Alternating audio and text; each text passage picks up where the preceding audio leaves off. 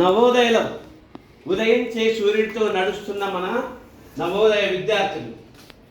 మన విద్యార్థులు మామూలు విద్యార్థులు కాదు. సూర్యుడి ఉదయించిన దగ్గర నుంచి వాళ్ళ యొక్క రంగుల వలయం లాంటి రంగేలిని కురిపిస్తూ వాళ్ళ యాక్టివిటీస్ని సూర్యుడు అస్తమించేదాకా చేస్తున్నాం. కానీ సూర్యుడు అస్తమిస్తాడో లేదో కానీ మన నవోదయ విద్యార్థులు మాత్రం నిత్యం వాళ్ళ యొక్క పరిశ్రమ, ప్రతిభ, ఆట పాటలు, కళాపోషణ, తెలివితేటలు అన్నీ పెరుగుతూనే. అంటే మీరు చూడండి, ప్రతి ఒక్క విషయంలో యద్భావం తద్భావం అంటారు. అంటే మనం చేసే ప్రతి పనిలో మొన్నటి వరకు తల్లిదండ్రుల దగ్గర ఉన్న పిల్లలు, అమ్మ పేస్ట్ ఎక్కడుంది, నాన్న బ్రష్, అమ్మ బాత్రూమ్. ఇప్పుడు ఇవన్నీ స్వయం కృషి. పిల్లోడు ఏం చేస్తాడు, మన నాన్నలో ఆయన పేస్ట్ ఎక్కడుందో ఎత్తుక్కుంటాడు, బ్రష్ ఎక్కడుందో ఎత్తుక్కుంటాడు, డ్రెస్ ఎక్కడ పెట్టానో వెతుక్కుంటాడు. It's a self confidence of the studies. వాళ్ళకి వాళ్ళ దైనందిక జీవితంలో గడిపే ప్రతి ఒక్క సన్నివేశం వాళ్ళకి ఎలాంటిది వచ్చేస్తుంటే, స్వయంగా మేము జీవించగలము, మా జీవితంలో మా కాళ్ళ మీద మేము నిలబడగలము, మేము ఎలా నడుచుకోవాలో ఎలా ఉండాలో అనేది నవోదయం నిత్యం మీకు నేర్చుకుంటుంది.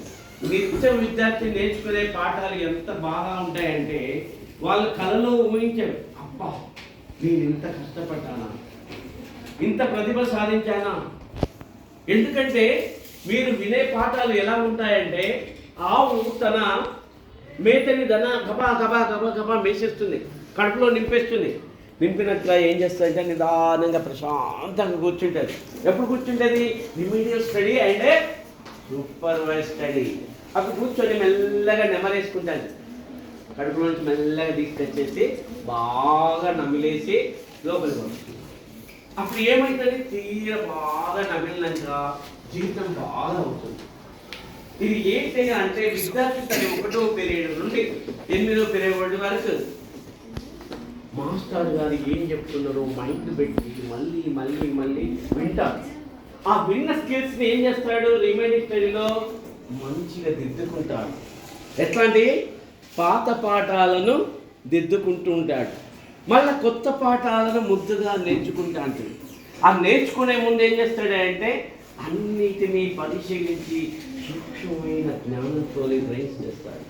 వీటన్నిటికీ ముడిపెట్టుకొని తన సూపర్వైజ్ స్టడీలో నిత్యం తనతో తిరిగే ఫ్రెండ్స్ దగ్గరికి వెళ్ళేసి తన యొక్క డౌట్స్ కావచ్చు, లేకపోతే ఎక్స్ప్లెయిన్ కావచ్చు, తనకేమైనా విశేషాలు అర్థం కానప్పుడు అర్థం తెలుసుకుంటాడు.